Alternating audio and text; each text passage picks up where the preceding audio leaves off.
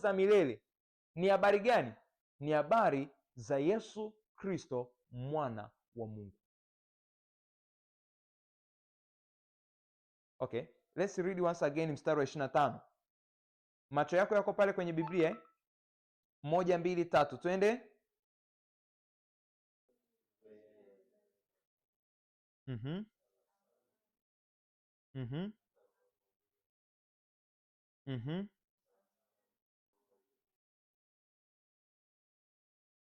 Sawa sawa na ufunuo wa ile siri, in accordance to what? To the revelation of that mystery. Bwana Yesu asifiwe sana. Maana yake siri gani ambayo mtume hapa anaizungumzia? Ni habari za Yesu Kristo, mwana wa Mungu. Where? In the scriptures, katika maandiko. Katika maandiko ambayo kwenye mstari wa 26 amesema imedhihirishwa wakati huu kwa maandiko ya manabii, imejulikana kwa mataifa yote kama alivyoamuru Mungu wa milele ili waitii imani. Imejulikana wakati huu, imedhihirishwa wakati huu kwa maandiko ya manabii, kwa maandiko ya manabii. Kwa manabii walichokiandika, wameandika ile siri ya Mungu iliyokuwa imesitirika tangu zamani za milele. Mitume walichokifanya ni kuifanya kujulikana kwa mataifa yote kama alivyopenda au kama alivyoamuru Mungu wa milele. Matokeo yake ni nini? Waitii imani. Nafikiri mmeliona tena hilo neno siri limetumika hapo. Praise God. Hallelujah. Nafikiri mmeliona hilo neno siri limetumika hapo. Anamalizia kusema ndiye Mungu mwenye hekima peke yake, utukufu una yeye kwa Yesu Kristo milele na milele. Ilikuwa ni desturi ya mtume Paulo, aidha mwanzoni au katikati au mwishoni, kufanya tunaita doxa, giving of praise. Bwana asifiwe sana. Hapo mtume anamsifu au anamtukuza Mungu kwa hekima yake kwa hekima yake ya milele. Anasema utukufu una yeye kwa Yesu Kristo. Okay, tuangalie mahali pengine ambapo hilo neno siri tena limetumika. Ukienda kwenye hiyo Wakorintho wa kwanza sura ile ya 4, sura ya pili tumeshaona, ndo hapo tulianzia, si ndiye? Ukienda kwenye sura ya 4 ule mstari wa kwanza utakuta anasema hivi: mtu na atuhesabu hivi kuwa tu watumishi wa Kristo na mawakili wa siri za Mungu. Tu watumishi wa nani? Wa Kristo na mawakili wa siri za nani? Za Mungu. Hapo siri za Mungu inarifaa kitu gani? Kama mmenielewa, siri inarifaa Christ au the gospel of Christ Jesus, injili ya Yesu Kristo. Kwa mtu na atuhesabu hivi tu watumishi wa Kristo na mawakili wa injili ya Yesu Kristo, ambayo ni injili ya Mungu. Bwana Yesu asifiwe sana. Si hapo tu hilo neno siri limetumika, utaliona kwenye nyaraka za mtume Paulo nyingine. Kwa mfano waraka kwa Wakolosai, labda ndo ambayo inaonekana kwa haraka. Utaliona kwenye kitabu cha Ephesians actually. Kwa mfano Efeso, nafikiri linaonekana sana sura ya 3.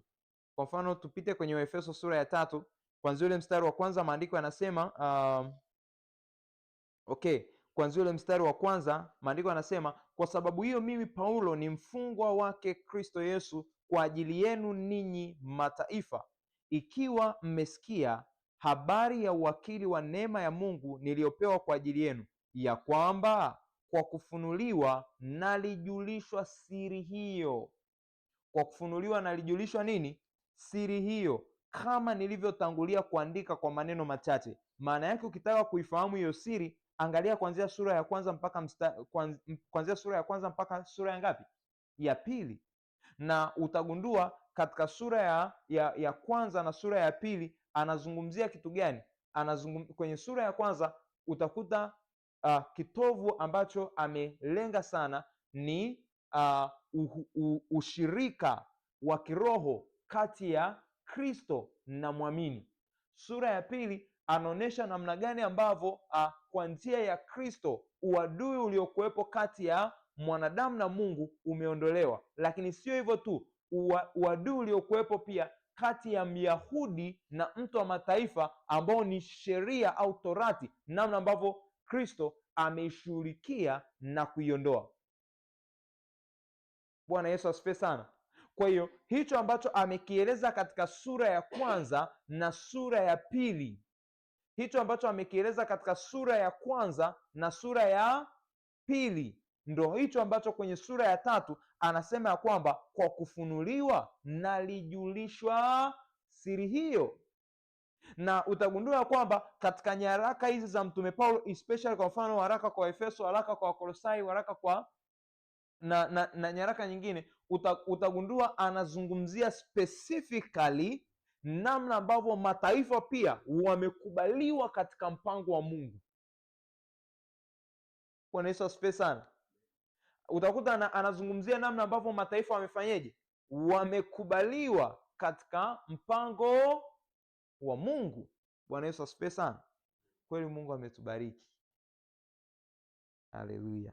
Anyway, so anaendelea kwa kusema, narudia kuanzia ule mstari wa 3, anasema ya kwamba kwa kufunuliwa nalijulishwa siri hiyo, kama nilivyotangulia kuandika kwa maneno machache. Kwa hayo myasomapo mtaweza kuutambua ufahamu wangu katika siri yake nani? Kristo. Mtautambua ufahamu wangu katika siri yake Kristo. Mstari wa 5 anasema siri hiyo hawakujulishwa wanadamu. Sasa utagundua haya maneno yanatumika synonymly, sijui ni synonymous wanasema, I don't know. Utakuta kuna wakati anasema siri ya Kristo, kuna wakati anasema siri ya Mungu. Sawa?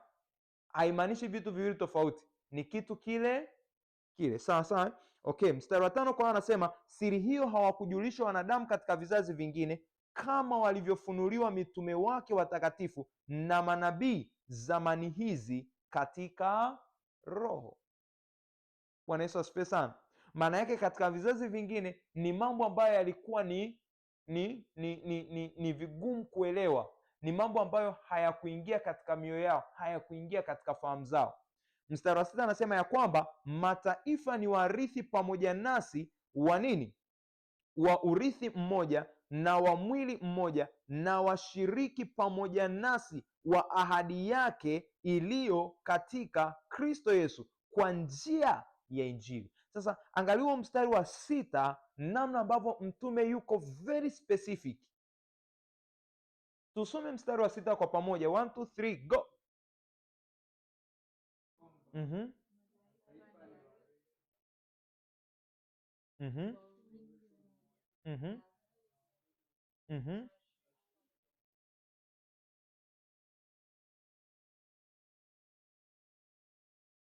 Wow, kwamba siri ambayo mtume anaizungumzia hapa kwenye kitabu cha Waefeso, siri ambayo mtume anaizungumzia hapa kwenye kitabu cha Waefeso ni kitu gani? Anasema mataifa ni warisi pamoja nasi. Pamoja nasi kina nani? Pamoja nasi kina nani? Wayahudi. Hapa mtume anajiidentify kama a Jew, si ndiye? Anajiidentify kama a Jew. Sio kila mahali. Kwa nini nimeelezea? Sio kila mahali anavyosema pamoja nasi anajirifaa kama Jew. Kuna wakati anavyosema pamoja nasi anarifaa kampani yake, si ndiye, ambao alikuwa nayo wakati huo.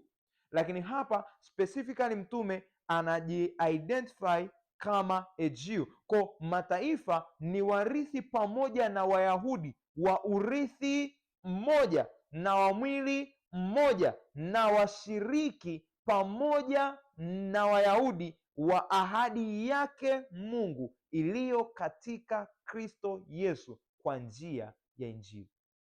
Mtume amespecify mystery anayoizungumzia. Neno siri ni neno mystery. Bwana Yesu asifiwe sana.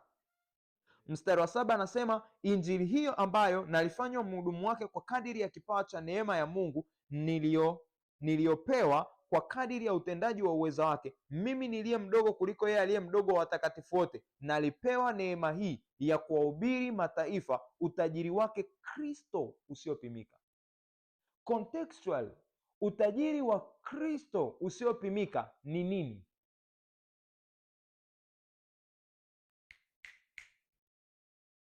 Contextual, kulingana na muktadha, utajiri wa Kristo usiopimika ni nini?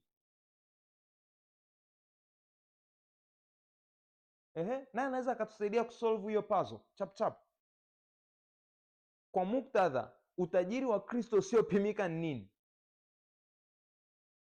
Obvious, ni magari, nyumba, mke mzuri, mume mzuri. Bwana asifiwe sana. Haleluya. Contextually anarifaa kitu gani? Mataifa ni warithi pamoja na Wayahudi wa nini? Mstari wa 6 tuusome tena.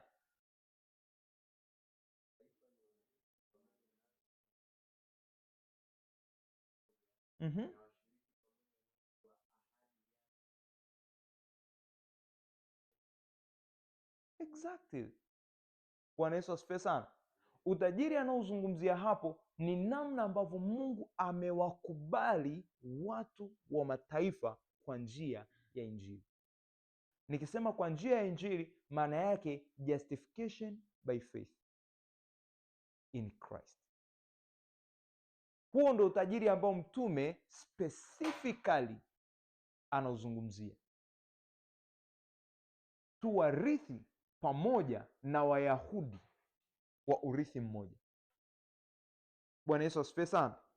Okay, alafu anasemaje? Anasema mstari wa 9, maana yake sasa kwenye huo mstari wa 8 tukihubiri kuhusiana na nyumba, magari, in fact tutakuwa hatujamtendea mtume Paulo haki, right? Si ndiye? Na maana yake ni kwamba hatujalitendea neno la Mungu nini? Haki. Kwa nini? Muktadha umetukataa, si ndiye? Yeah. Okay, so anasema mstari wa 9, na kuwaangaza watu wote wajue habari za madaraka ya siri hiyo, dispensation ya siri hiyo, ambayo tangu zamani zote ilisitirika katika Mungu aliyeviumba vitu vyote, ili sasa kwa njia ya kanisa hekima ya Mungu iliyo namna nyingi ijulikane na falme na mamlaka katika ulimwengu wa roho. Contextually, hekima ya Mungu ni nini? Hekima ya Mungu hapa mtume anamaanisha kitu gani?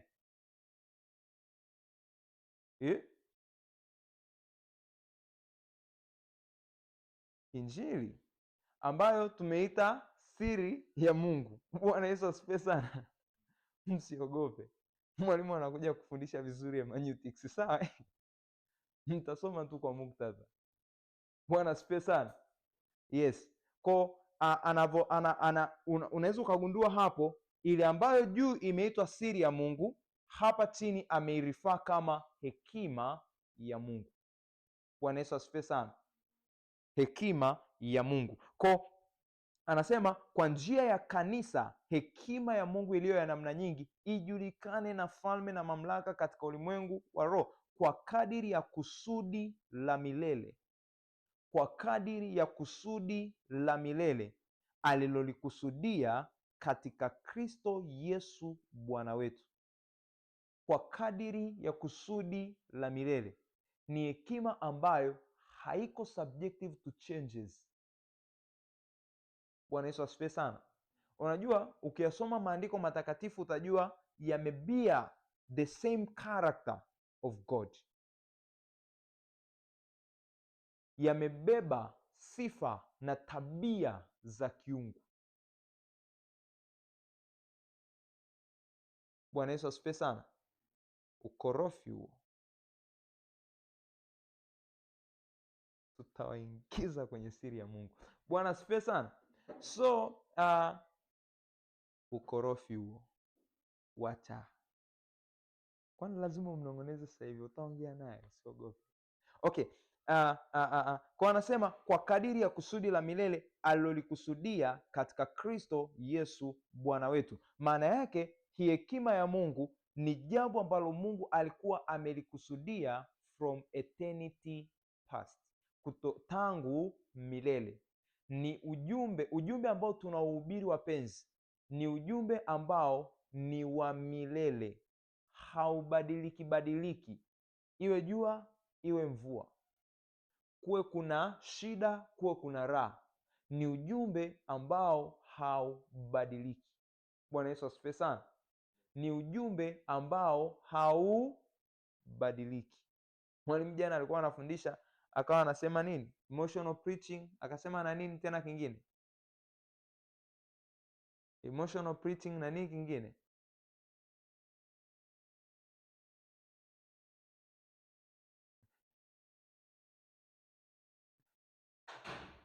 Sawa. Okay. Na nini kingine alikisema? Emotional preaching, nini kingine alikisema? Seasonal preaching. Bwana asifiwe sana. Lakini sisi ujumbe tunaohubiri ni ujumbe wa milele, ujumbe ambao hauko subjective to what? To changes. Haleluya. Hilo neno siri utaliona tena limetumika katika kitabu cha Wakolosai. Labda tuangalie tena pale kwenye sura ya kwanza. Kwenye sura ya kwanza, Biblia ambayo tunaisoma leo hii ni Biblia ambayo ina chapters pamoja na verses. Ni Biblia ambayo ina chapters pamoja na nini? Na verses. Lakini nakala za kwanza hazikuwa na sura wala mistari. Bwana Yesu asifiwe sana. Leo hii tunasoma Biblia ambayo ina nini? Ina sura na mistari, lakini nakala zake za kwanza hazikuwa na nini? Na sura wala mistari. Tuenda sasa. Yes. Kwa mfano hii waraka kwa Wakolosai ilikuwa ni barua moja. It's just a letter. Ni barua moja. Bwana Yesu asifiwe sana. Haikuwa na sura wala mistari. Sura na mistari zilikuja kuongezwa baadaye. Tuenda sasa. Okay, twende kwenye Wakolosai sura hiyo ya kwanza kuanzia ule mstari wa 24. Kuanzia ule mstari wa 24. Maandiko yanasema, sasa nayafurahia mateso niliyonayo kwa ajili yenu, tena nayatimiliza katika mwili wangu yale yaliyopungua ya mateso ya Kristo kwa ajili ya mwili wake, yaani kanisa lake, ambalo nimefanywa mhudumu wake sawasawa na uwakili wa Mungu niliyopewa kwa faida yenu, nilitimize neno la Mungu. Mstari wa 26, siri ile iliyofichwa tangu zamani zote na tangu vizazi vyote, bali sasa imefunuliwa kwa watakatifu wake, ambao Mungu alipenda kuwajulisha jinsi ulivyo utajiri wa utukufu wa siri hii katika mataifa, nao ni Kristo ndani yenu, tumaini la utukufu.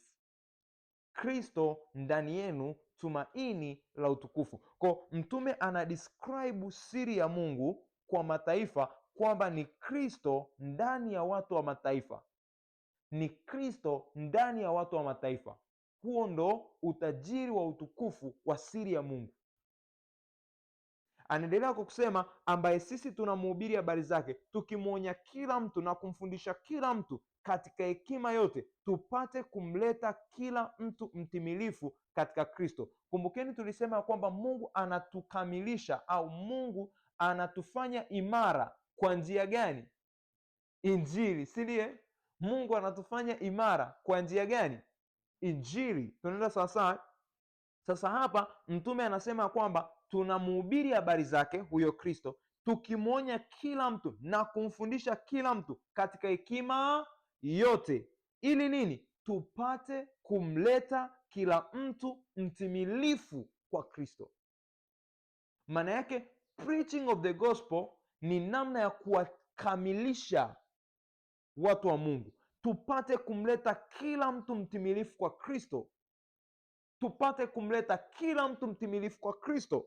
Mstari wa 29 anasema, nami najitaabisha kwa neno lilo hilo, nikijitahidi kwa kadiri ya kutenda kazi kwake atendaye kazi ndani yangu kwa nguvu. Maana nataka ninyi mjue jinsi ilivyokuwa juhudi yangu niliyonayo kwa ajili yenu na kwa ajili ya wale wa Laodikia na wale wasioniona uso wangu katika mwili, ili wafarijiwe mioyo yao, wakiunganishwa katika pendo, wapate utajiri wote wa kufahamu kwa hakika, wapate kujua kabisa siri ya Mungu, yaani Kristo. Wapate kujua kabisa siri ya Mungu, yaani Kristo. Specifically, siri ya Mungu ni Kristo.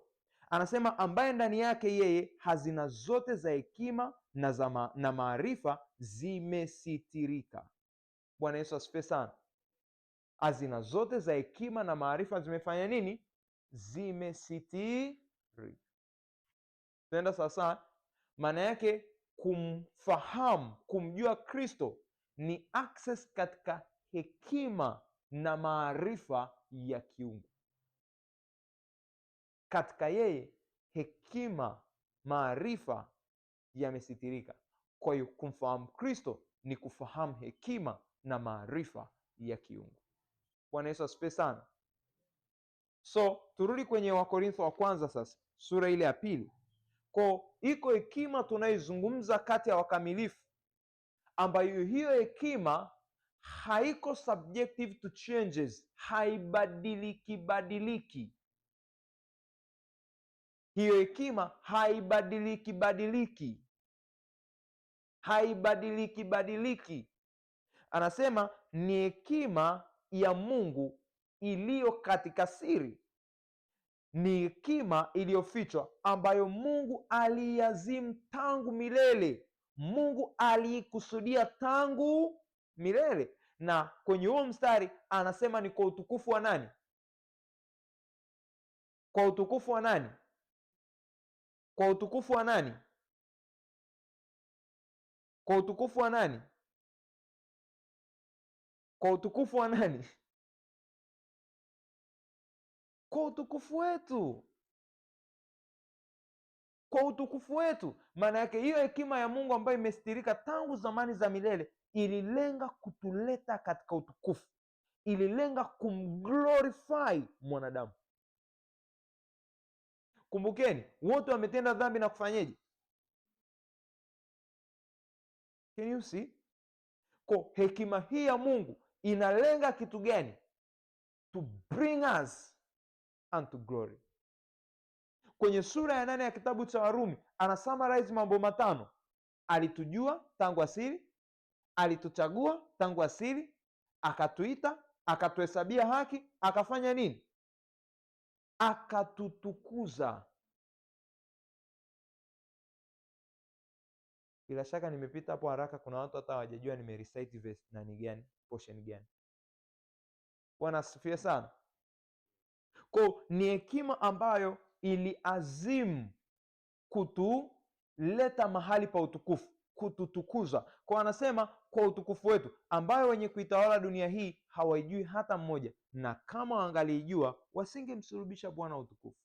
Lakini sasa mambo ambayo jicho halikuyaona, sikio halikuyasikia, hayakuingia katika moyo wa mwanadamu, ambayo ni mambo ambayo Mungu aliwaandalia wampendao, maandiko yanasema Mungu ametufunulia sisi kwa Roho.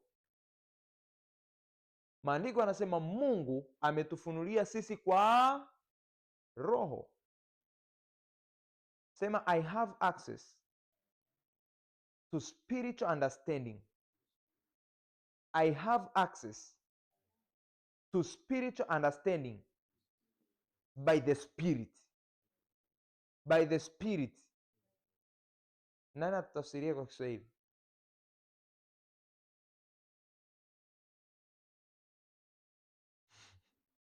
Access ni nini? Jamani, madaktari, najua mmesoma miaka mingi. Hebu acheni hizo. Tuambieni access basi ni nini? Access tu. Mengine hatutaki. Tuambieni tu access.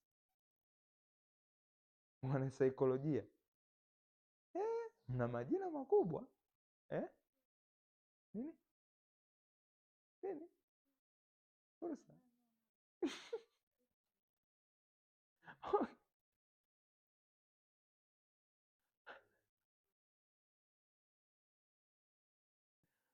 Okay, sema kwa Roho Mtakatifu. Kwa Roho Mtakatifu nimeyafikia mafunuo ya kiungu. Nimejitahidi kweli, I'm inspired. Haleluya, haleluya. Kwa maandiko matakatifu kwetu sisi tuliojawa Roho hayatakuwa tena msitu mnene, ndiye kwetu sisi tuliopewa Roho Mtakatifu, maandiko matakatifu hayatakuwa nini? Wanaita nini? Puzzle.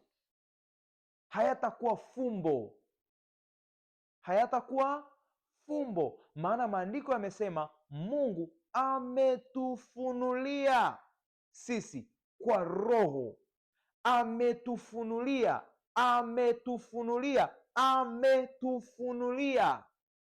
Neno kufunua hapo ni neno apocalypsis, neno la Kigiriki apocalypsis, linalomaanisha to unveil.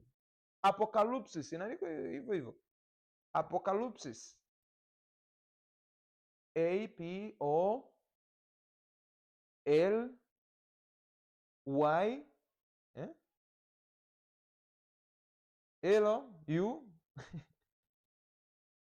PSIS, ndio hivyo ndio kuangalia. So ni neno la Kigiriki apocalypsis ambalo linamaanisha nini? To unveil, kukiweka kitu wazi, kukifunua, kukidhihirisha, kukiweka hadharani. Bwana asifiwe sana. Kwa mfano wale ambao wanakuwa nini, wanaolewa, anakuwa harusi, anakuwa amefunikwa na shela, si ndiye? Alafu anafunuliwa, si ndiye? Anadhihirishwa, si ndiye? Yes, kukiweka kitu wazi, kukiweka kitu uchi, kukiweka kitu hadharani, si ndiye? Kwa utakuja kugundua kwamba, tutakuja kuona baadaye, utakuja kugundua kwamba Mtume Paulo anapoitaja siri ya Mungu, utagundua anaonyesha na kitu ambacho tumekiita nini? Apocalypsis, revelation, kwa sababu hauwezi kuifahamu siri ya Mungu pasipo ufunuo, na ufunuo ni kazi ya Roho Mtakatifu. Ndio maana wakati Yesu anawafundisha wanafunzi wake kuhusiana na Roho Mtakatifu, alisema atakapokuja huyo Roho wa kweli. Kwanza ni alimuita Roho wa kweli, kwamba atakapokuja huyo Roho wa kweli atafanyaje? Haya, atawafunulia yote. Bwana asifiwe sana.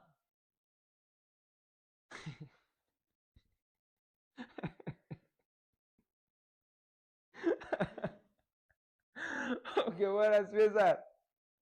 Kwa hiyo katika wakati huu siri ya maandiko ni rahisi, ni dhahiri, ni nyepesi kwetu. Neno la Mungu kwetu sio tena kitu kisichofahamika. We have the Spirit of God. Sema tunaye Roho wa Mungu. Kweli ya maandiko si msitu kwetu, sio kitu kisichofahamika. Sema ni rahisi kuelewa, kufahamu, kujua, kuishi.